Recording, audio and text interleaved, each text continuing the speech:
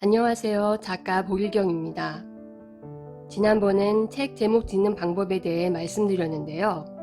오늘은 책 홍보에 대해 알아보겠습니다. 요즘 출판사들이 제일 좋아하는 작가가 누군 줄 아시나요? 그건 바로 책을 잘 파는 작가입니다. 그럼 어떻게 책을 파느냐고요? 제일 빠른 방법은 파워 블로거나 유튜버, 연예인처럼 유명인이 되는 거예요.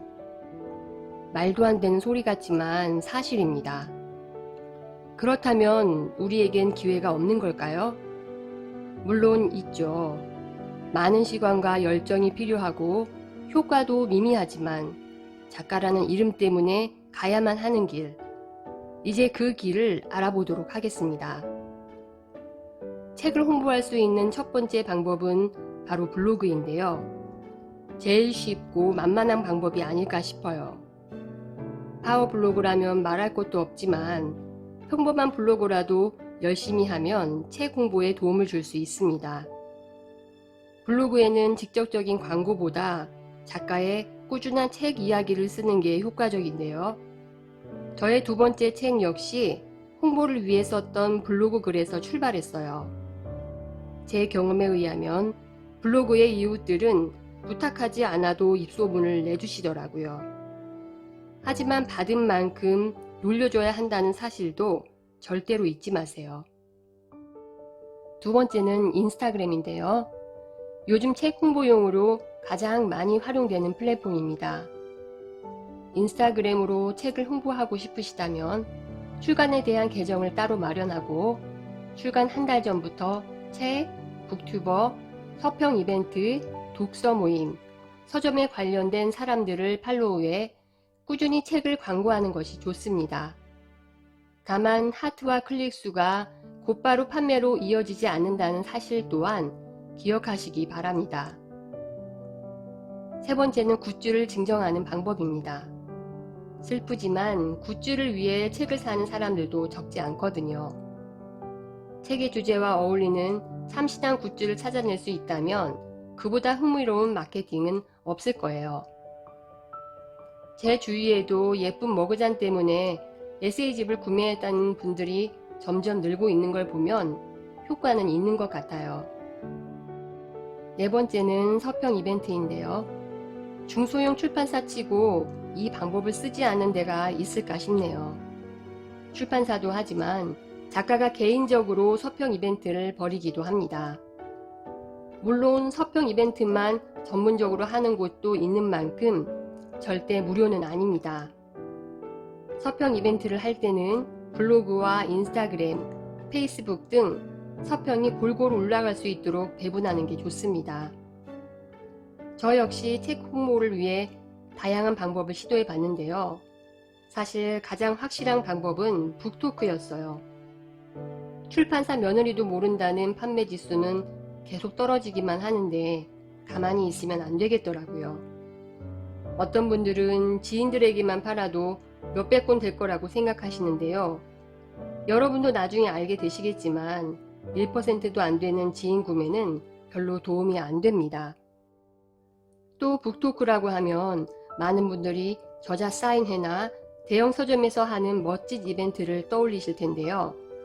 하지만 그런 이벤트를 위해선 장소 대관료와 현수막, 포스터, 배너 등의 적지 않은 비용이 들어갑니다.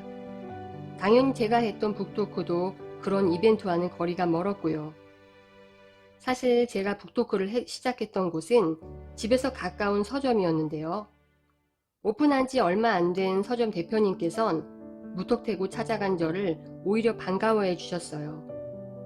물론 북토크에는 채 10명도 안 되는 분들이 찾아와 주셨지만 다행히 책도 구입해 주셨고 홍보도 약속해 주셨어요. 그렇게 북토크의 맛을 들인 저는 점점 반경을 넓히며 동네 서점과 독립서점들을 찾아다녔습니다. 어떤 분들은 그렇게 해서 어떻게 그 많은 책을 파냐고 물으실 거예요. 그런데 말의 품격과 언어의 온도로 유명한 이기주 작가가 어떻게 인기를 얻었는지 아시나요? 사실 오랫동안 베스트셀러 자리를 지킨 언어의 온도는 처음부터 주목을 받았던 책은 아니었다고 해요. 앞서 출간한 책들이 부진한 실적을 내고 줄줄이 절판되자 이기주 작가는 차 트렁크에 자신의 책을 가득 싣고 전국에 있는 서점들을 돌기 시작했다고 합니다.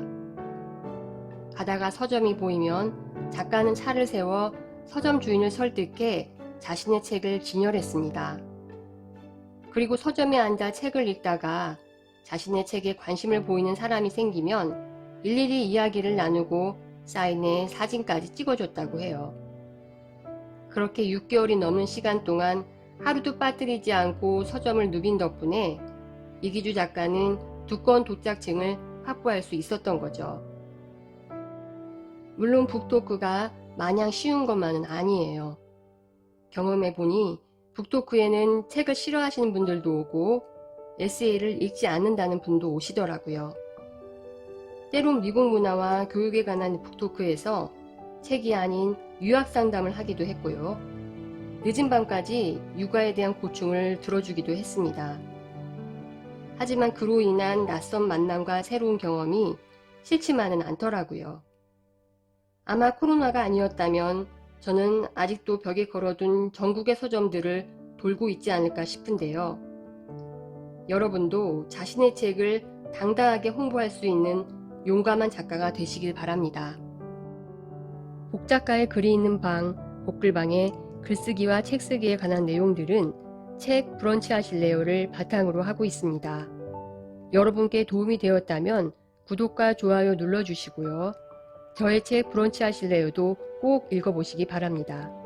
지금까지 작가 복일경이었습니다. 감사합니다.